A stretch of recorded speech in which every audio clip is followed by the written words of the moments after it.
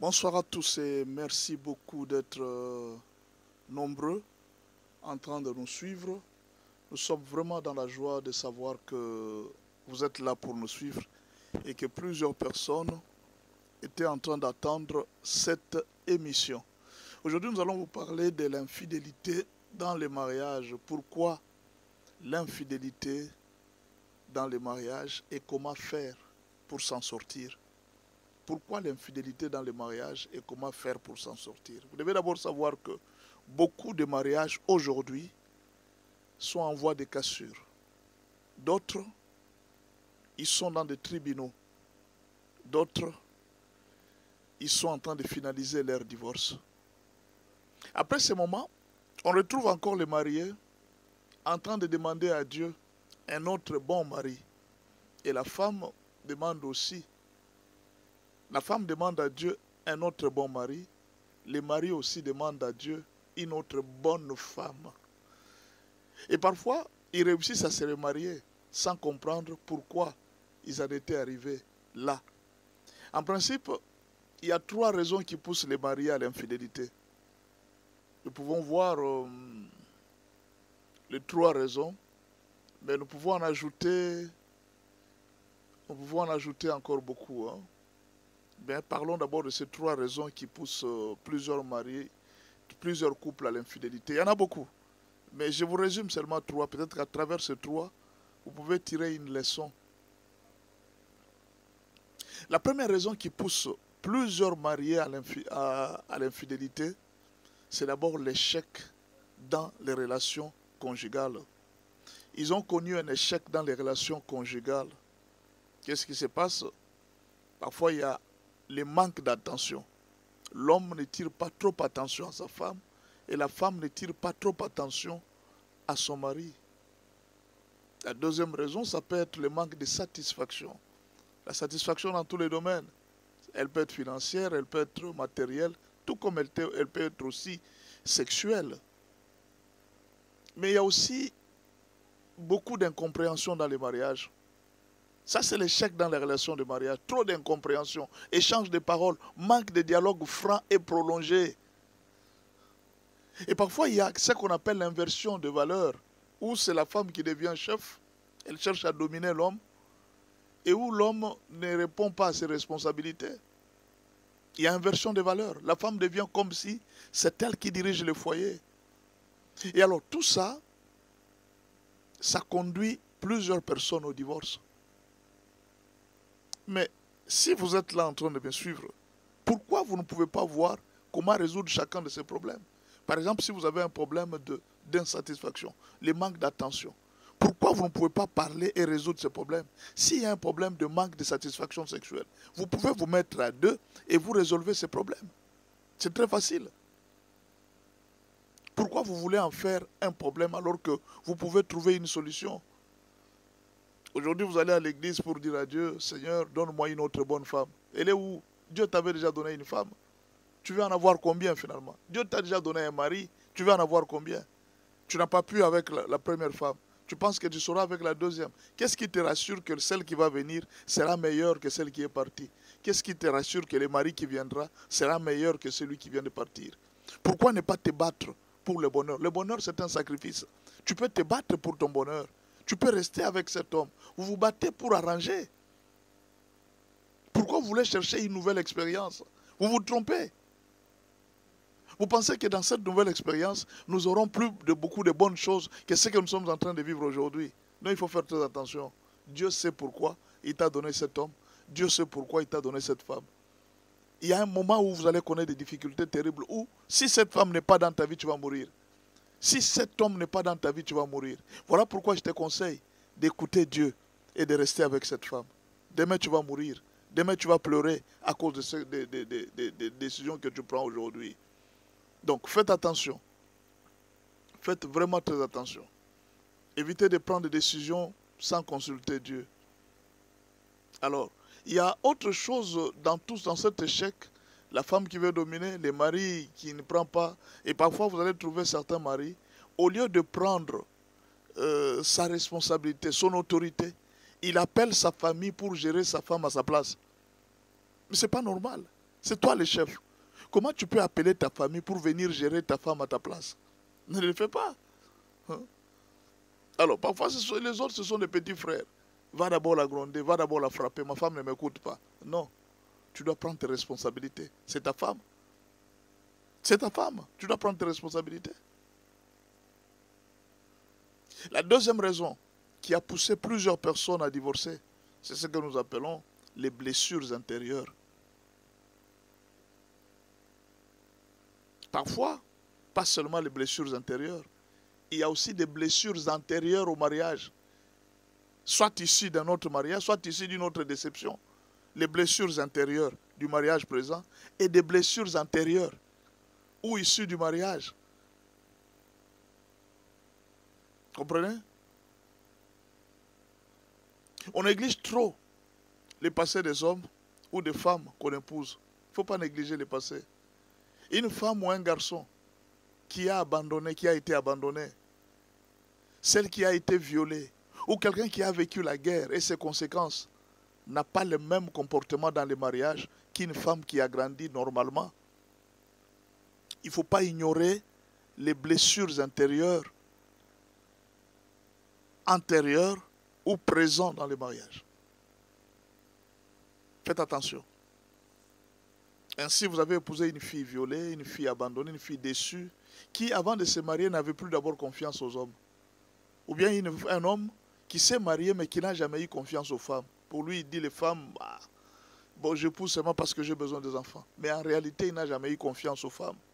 Et c'est ce monsieur que tu as épousé, malheureusement. Il a cette même mentalité, il n'a pas changé.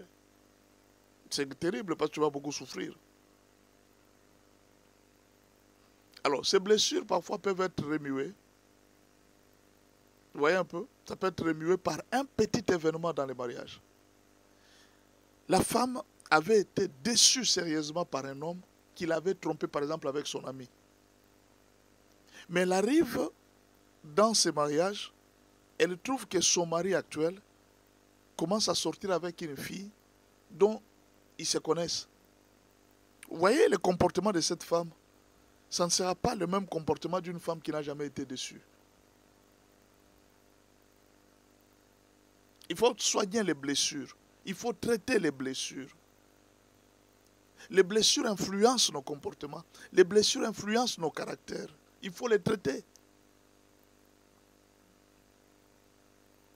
Si vous avez une femme qui a déjà attrapé son mari avec sa propre sœur, cette femme n'aura plus confiance dans un homme. Elle n'aura plus le même comportement. Souvent, quand ces blessures sont remuées dans les mariages, cela pousse les maris ou la mariée à trouver une consolation dans l'infidélité, bien que cela ne fera qu'ajouter la douleur à la première douleur qui vient d'arriver. Parce qu'elle a attrapé son mari avec sa sœur, parce qu'elle a vu son mari avec... Alors moi aussi, je vais faire l'infidélité. Peut-être pensant qu'en faisant ça, je vais me consoler. En réalité, elle vient d'ajouter une blessure à une autre blessure. Ne prenez pas de décisions sans écouter Dieu. Ne prenez pas de décisions sans chercher la volonté de Dieu. La troisième raison qui pousse plusieurs femmes ou plusieurs hommes à l'infidélité, c'est la puissance satanique. Certaines femmes ou hommes qu'on a épousés étaient des enfants sacrifiés par la famille ou la coutume, pour la prospérité ou le pouvoir de la famille. Donc tu as épousé une personne qui avait été sacrifiée. Je vous donne le cas de Jacob. Jacob rencontre Rachel. Rachel, c'était une belle femme. Alors, cette Rachel-là, que Jacob avait épousée, la Rachel avait un problème. Le problème de cette Rachel est qu'elle touchait les fétiches de son père. Elle gardait les fétiches de son père. La Bible ne le dit pas clairement, mais nous voyons les jours où la fille est en train de partir avec Jacob. Elle est partie ramasser les gris-gris de son père et partir avec. Vous pensez qu'une fille peut prendre les gris-gris si elle n'avait jamais su là où ces gris-gris se trouvaient et sans même avoir peur? Elle a pris les gris-gris de son père. Il y a des filles. C'est pourquoi son père ne voulait pas la faire marier. Et vous avez vu cette fille, avant de se marier avant de se marier, quand il s'est marié, il a trop souffert pour avoir un enfant. Et elle est morte même le jour de la maternité. Donc c'était une fille qui ne pouvait pas être dans le mariage. C'était une fille qui ne pouvait pas mettre au monde dans le mariage. Elle devrait rester célibataire à vie. Peut-être que son père utilisait ses chances. Son père utilisait parce que Laban était un occultiste. D'après ce que la Bible le dit. Il faut faire très attention. Ça peut être une femme qui a reçu une telle puissance et c'est toi qui l'as épousée. Et tu vas voir que cette femme-là, elle est toujours attirée par des hommes de dehors parce que dans les principes familiaux, cette femme ne veut pas rester dans le mariage. Des fois, il y a d'autres femmes qui sont séduites en réalité par un homme qui a un pouvoir plus qu'elle. Il y a aussi des hommes qui sont séduits par une femme qui a un pouvoir spirituel plus que lui. L'homme est tellement dans la distraction, il aime seulement le sexe, il est dans la distraction pratiquement. Lui, il pense que non, la femme que j'ai trouvée, c'est celle qui va m'apporter le bonheur. Oui, dans un premier temps, elle va jouer à l'hypocrisie, mais elle est en train de chercher ton âme jusqu'à ce qu'elle va te faire tomber et tu vas regretter dans les jours qui viennent. Il faut faire très attention. Parfois, ils peuvent vous vendre, ils peuvent vous rendre stérile ou commencer à tuer vos enfants ou même détruire votre activité qui nourrit le mariage. C'est la puissance satanique. La puissance satanique peut tout réduire, pousser l'homme, troubler l'homme à l'infidélité, troubler la femme à l'infidélité. Il y a beaucoup de cas qui sont arrivés comme ça. Beaucoup d'hommes et de femmes se sont retrouvés dans l'infidélité sans comprendre comment ils se sont retrouvés là-bas. Alors nous allons répondre à la dernière question pour terminer. Qu'est-ce qu'il faut faire quand vous êtes coincé par l'infidélité? Qu'est-ce qu'il faut faire? Premièrement, vous devez couvrir votre foyer sous les ailes de Dieu qui a établi le mariage.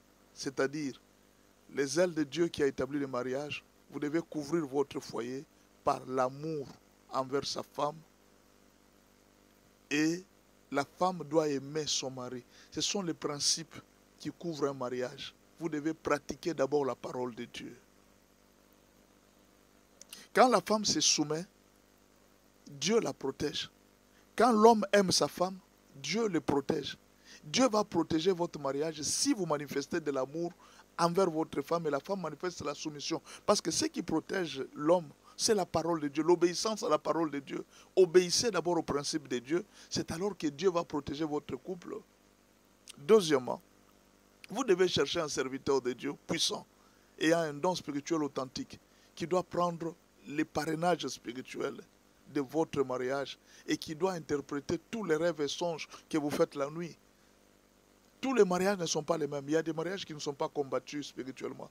Mais il y a d'autres mariages où l'homme et la femme ne peuvent pas vivre. Voilà, vous êtes obligé de chercher un très bon encadreur de couple qui peut vous suivre très bien pour que vous ne puissiez pas vous séparer. Il y a certaines infidélités, il ne faut pas compter. C'est de l'envoûtement. Votre femme a été envoûtée, votre mari est envoûté. Il y a une puissance de réclamation qui est en train d'agir comme ça pour qu'ils prennent la décision de divorcer. Au fait, en réalité, on est en train de chercher un divorce dans votre vie pour vous rendre malheureux. On est en train de chercher le divorce pour que cette femme meure, par exemple. On sait qu'en étant avec son mari, en étant avec sa femme, cet homme est protégé, cette femme est protégée. Mais alors la meilleure façon pour que nous puissions avoir cette femme, c'est de la faire partir de ce mariage. Et le moyen le plus facile, c'est quoi? L'infidélité. On doit faire partir cette femme. Voilà pourquoi vous devez trouver un encadreur très sérieux pour protéger. Ce n'est pas toute infidélité qu'il faut chasser votre femme. Il faut faire attention avec l'envoûtement. Le diable peut décider de détruire votre ministère. Supposons que vous êtes pasteur. Le diable décide de détruire votre ministère. Qu'est-ce qu'il fait? Il induit votre femme en erreur en la poussant à l'infidélité. Maintenant, qu'est-ce que vous allez faire? Non, comme elle a commis l'infidélité, je laisse, on se sépare. Or, on sait que quand tu vas te séparer d'elle, tu seras instable sur le plan de mariage. Tu vas commencer à aimer des filles par-ci, par-là. Et ta réputation va se détruire. C'est ce que le diable est en train de chercher en poussant ta femme à l'infidélité. Voilà pourquoi certaines choses, il ne faut pas être pressé à prendre une décision. Tu dois être patient. Tu dois demander à Dieu, qu'est-ce qui se passe? Pourquoi ceci est arrivé? La dernière chose que je vous demande, quand vous connaissez un problème d'infidélité, cherchez la délivrance et refusez la stérilité. La naissance par césarienne, la mort des enfants ou la perte d'un boulot. Faites attention, priez. Le manque de promotion ou trop de maladies dépensières dans votre foyer. c'est que vous êtes envahi par un système démoniaque. Réveillez-vous. Si vous n'avez personne pour vous aider à interpréter les songes et rêves, vous pouvez toujours nous écrire dans notre groupe ou bien alors vous nous écrivez en privé sur notre numéro WhatsApp ou alors vous entrez dans notre groupe WhatsApp, ça peut vous aider à combler certains vides spirituels. Écrivez-nous au plus 243 81 86 81 652 plus 243 81 86 81 652. C'est notre numéro WhatsApp. Nous pouvons vous aider avec des conseils et même des programmes de prière pour juste soutenir votre mariage. Que le Seigneur Dieu vous bénisse. Et vous pouvez entrer dans notre groupe WhatsApp où vous pouvez commencer à suivre des conseils gratuitement. Et le Seigneur Dieu va protéger votre mariage. Voilà, c'est la fin. Je vous bénis. Que le Seigneur soit avec vous tous. Continuez à suivre nos émissions, partagez ces émissions. Ce sont des émissions qui bénissent le foyer. Et le Seigneur Dieu se souviendra de vous. Il vous donnera aussi votre mariage. Il rendra votre mari fidèle. Que le Seigneur Dieu vous bénisse et à la prochaine.